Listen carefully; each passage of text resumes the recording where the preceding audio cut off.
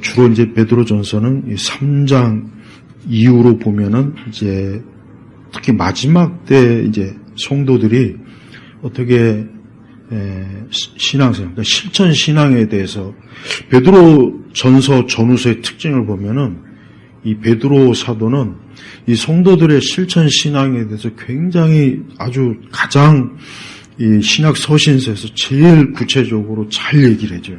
그만큼 이제 베드로 자신이 어떻게 보면은 예수님과 함께 3년 동안 예수님과 함께하고 예수님을 따라다니고 예수님의 가르침을 직접적으로 받고 그 다음에 또 베드로는 오늘 이제 8절에 보니까 무엇보다도 서로 뜨겁게 사랑하여라, 이런 사랑이 허다한 죄를 덮어주기 때문이다. 베드로 사도 자체가 예수님을 3번이나 부인했지만 예수님은 그 죄를 어떻게 했습니까? 그 죄를 덮어줬어요. 그러니까 예수님이 단 한 번도 베드로 사도에게 네가 왜 나를 부인했느냐, 어떻게 그럴 수 있느냐, 네 입으로 그렇게 큰 소리 뻥뻥 치고 그렇게 3년 동안 그 내용이 없잖아요. 요한복음 지난번에도 제가 그 부분에 설교했잖아요. 그러니까 베드로 사도 자신이 이 하나님의 이러한 그 뜨거운 사랑을 경험한 거예요. 그걸 경험해서 자기가 회복이 됐고, 자기가 그 죄의 용서를 받고, 그 예수님께서 자기가 생각하기에도 참 엄청난 죄를 졌는데, 그 죄에 대해서 단 한 번도 뭘 묻거나 정죄하거나 그러지 않고 그 죄를 그냥 덮어주고, 오히려 예수님의 양떼들을 베드로에게 맡기고 목양을 잘 하도록 예수님이 그렇게 권면했죠. 사명 부했죠. 그러니까 이 말씀은 베드로 사도 자신이 이 말씀을 경험적으로 이 말씀의 은혜를 입은 거예요.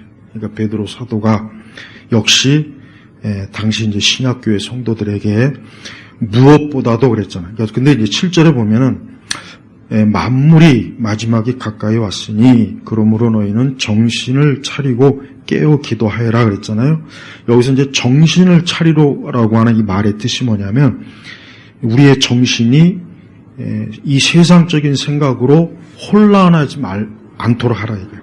막 이 세상의 어떤 많은 일들 막 분주해요. 살다 보면 우리가 그러잖아요. 이것도 해야 되고 저것도 해야 되고 하여튼 살다 보면은 막 뭔가 또 얼마나 많습니까? 그러면 머리가 복잡해요. 이거 큰일 났다. 근데 문제는 그렇게 하다 보면 기도를 놓쳐요. 확실히 그래요. 이 기도하려면은 그래서 이 마음을 벌써 딱 좀 어느 정도 이게 좀 단정하게 해야지. 수많은 계획, 이거 해야 되고, 저거 해야 되고, 이번 주는 뭐 해야 되고, 오늘 또 뭐 해야 되고, 또 가족들 신경 쓰고, 그러다 보면은 기도하는 시간은 거의 없고, 그냥 그런 복잡한 생각만 하다가 그냥 시간이 얼마나 많이 갑니까? 그래서 이제 베드로가 정신을 차리고라고 하는 건 바로 그거예요. 그러니까 우리의 마음과 생각을 딱 하나님 앞에 고정해서, 깨어 기도해라. 왜? 만물의 마지막이, 우리 주님의 재림하신가 마지막 심판의 때, 마지막 때가 가까이 왔는데 너무 이 세상 일로 분주하고 마르다처럼 분주하고 막 그렇게 하다가는 기도도 못하고 시간 낭비하고 다 그랬다. 그래서 정신을 차리고 그러면서 하는 말에 뭐라고 했냐? 이제 기도 권면도 하면서 무엇보다도 그랬어요. 뭐냐? 절대적으로 제일 중요한 거. 뭐냐? 서로 뜨겁게 사랑하여라. 이는 사랑이 허다한 죄를 덮어주기 때문이다. 베드로가 말한 게 잘못 이해하는 사람은 죄를 덮어준다는 게 죄를 우리가 무시하라는 얘기인가? 그런 얘기가 아니라 여기서 덮는다는 하는 원뜻이 뭐냐면은 그 죄를 어때요?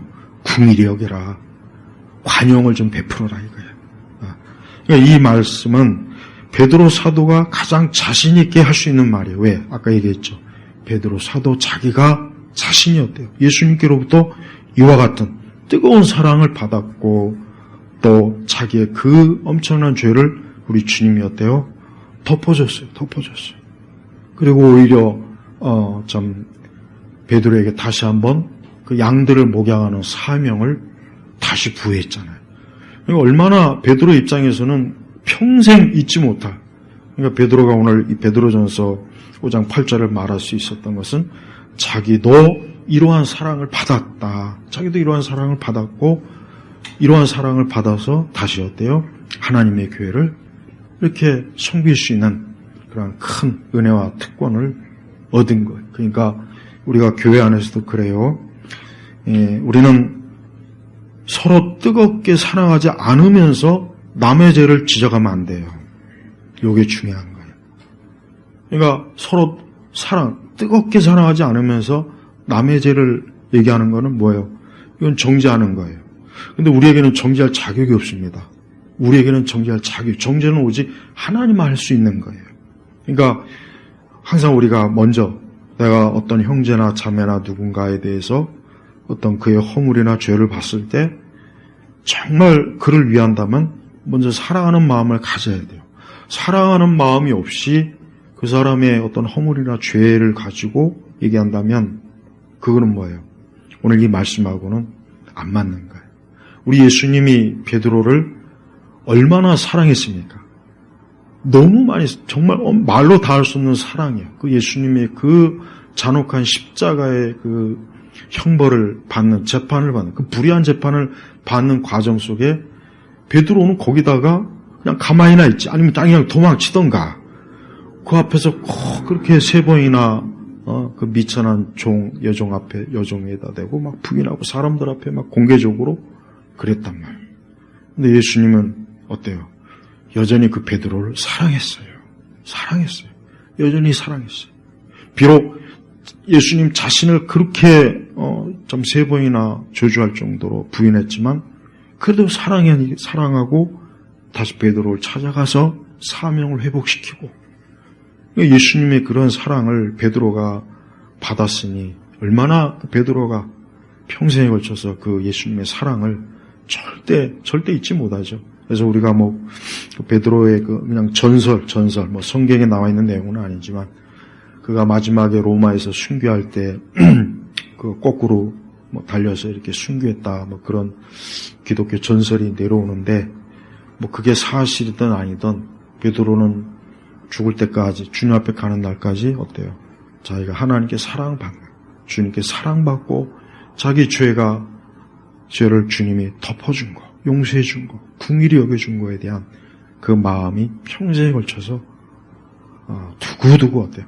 베드로의 목양 사역에서 늘 있었던 거예요. 그래서 베드로의 그 서신을 보면은 베드로가 굉장히 어때요? 그 마음이 그 사랑으로 녹아있는 그 베드로의 마음이 베드로 전후서에 정말 잘 나타나 있어요. 그래서 우리 역시 항상 서로 뜨겁게 사랑해야 돼요. 우리 시대 교회의 제일 큰 문제가 뭐겠습니까? 교리적인 이탈도 큰 문제지만 서로 사랑하질 않아요. 교회라고 하는 게 그냥 하나의 직장 생활, 그냥 하나의 어떤 조직 생활로 자꾸 여겨져요.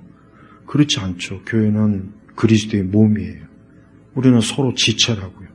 어떠한 지체가 잘못했어요. 문제가 있어요. 그럼 그 지체를 그냥 단칼로 끊어버리고 정죄하고 찢어버릴 수 있겠습니까? 그건 그리스도의 정신에 절대 맞지 않는 거예요. 근데 지금 시대는 그거를 당연히 여겨요. 난 이게 이 좌파들 때문에 그래요. 여러분, 우리나라 교회가 너무 참 잘못 가는 것 중에 하나가 이 좌파들이 난동을 부리기 시작하면서부터 교회가 하나님의 사랑이 없어졌어요. 그러면서 교회가 어떤 하나님의 법이라는 것을 강조해요. 그러니까 이 말씀에서 서로 뜨겁게 사랑하여라는 이게 지금 교회에서 이게 사라져가고 있어요. 그래서 나는 정말 이게 그리스도의 교회가 맞나 하는 그런 생각이 좀 많이 들어요. 그래서 우리 성도들, 예일교회는 오늘 말씀처럼 무엇보다 절대적으로 가장 우선적으로 서로 뜨겁게 사랑해야 돼요. 서로 그리스도 안에서. 그리고 이러한 사랑 때문에 그 허다한 죄가 덮여지는 거예요. 그 사랑하는 마음. 무엇보다도 우리 성도들이 하나님께 받은 사랑, 내가 받은 사랑, 내가 주님께로부터 받은 사랑. 베드로가 왜 이러한 말씀을 할 수 있었게요? 자기가 뜨겁게 사랑을 받아봤기 때문에. 그래서 자기 죄가 용서받았고 궁의력임 받았으니까 성도들한테 이렇게 말할 수 있었던 거예요. 우리도 그래야 돼요. 항상 제가 우리 교회 주보의 맨 앞에 존 오웬이 한 말 있죠? 가장 좋은 교회는 사랑이 많은 교회가 가장 좋은 교회입니다. 근데 지금은 이런 게 사라졌죠. 성도들도 가장 사랑이 많은 교회를 이루려고 한 것이 아니라 막 빚을 막 몇백억, 몇십억씩 은행에다 빚을 내가지고 예배당 짓고 주차장 짓고 건물 짓고 세상에 잘 보이려고 그 교회 건물을 기부하니 뭐니 그따위 짓이 나고 하나님의 사랑하고 나에 맞지도 않는 짓만으로 사사건건 골라하죠. 그리고 사랑도 없고. 그래서 저는 이게 그만큼 이 사단이 세상이 역사이기 때문에 그래요. 정말 가장 좋은 교회는 서로 뜨겁게 사랑하는 거예요. 서로 뜨겁게. 어떠한 사랑이에요? 그리스도의 사랑이에요. 예수님의 사랑이에요. 그런 교회는 거의 천국을 닮아간 거예요. 거의. 그 교회는 거의 천국을 닮은 교회라고요. 그러니까 우리 예일교회가 항상 우리 성도들이 서로 간에 서로 뜨겁게 사랑하고 또 서로 간에 어떤 부족함이나 심지어 어떤 죄가 있다고 해도 그걸 사랑으로 덮어주고 용서하고 그를 위해서 간절한 마음, 주님이 나를 위해서 중보기도 하시고 도구기도 해주신 것처럼 우리도 그래야 되는 거예요. 주님은 그런 교회를 자기의 몸된 교회라고 여기지 예배당 몇백억짜리 예배당 그리고 여러분 큰 교회 이거 알아야 돼요. 그 예배당 짓는데 얼마나 돈이 많이 들어갔고 은행에 얼마나 많이 그거 지금 빚을 졌는지 아세요? 원금은 고사하고 이자가 벅차요. 큰일이 앞으로 교인들을 점점 줄어드는데. 그러니까 그런 짓을 하면 성경에 사랑의 빚 외에는 지지 말라고 했잖아요. 근데 교회가 참 그걸 또 하나님의 능력으로 또 포장하는 거 보면 참 이상한 사이코들이 많아요. 그러지 말고 사랑으로 서로 사랑하고 용서하고 관용과 서로 덮어주기. 이럴 때 회복이 되는 거예요. 이럴 때 죄인이 회복이 되는 겁니다. 정죄만 해가지고 회복이 안 돼요. 절대 안 됩니다. 그렇다면 이미 예수님은 그렇게 했겠죠. 우리에게도 그렇게 했겠고. 예수님은 우리를 뜨겁게 사랑해 주셨어요. 그럼 우리도 역시 뜨겁게 사랑함으로 허다한 죄, 허다한 죄를 덮어주는 이러한 그리스도의 모습이 나타나길 바랍니다. 자, 기도하겠습니다. 하나님 아버지, 우리가 항상 하나님의 말씀에 언제나 우리의 마음에 기초를 두고 늘 말씀이 지시하는 대로 또 말씀의 의도와 말씀의 뜻대로 우리가 살아가도록 부족한 저희들, 죄인인 저희들을 주님 이 시간도 긍휼히 불쌍히 여겨주시고 우리 예일교회가 서로 뜨겁게 사랑하는 가장 좋은 교회, 천국을 닮은 교회가 되도록 인도하옵소서. 예수 그리스도의 이름으로 기도 올렸습니다. 아멘.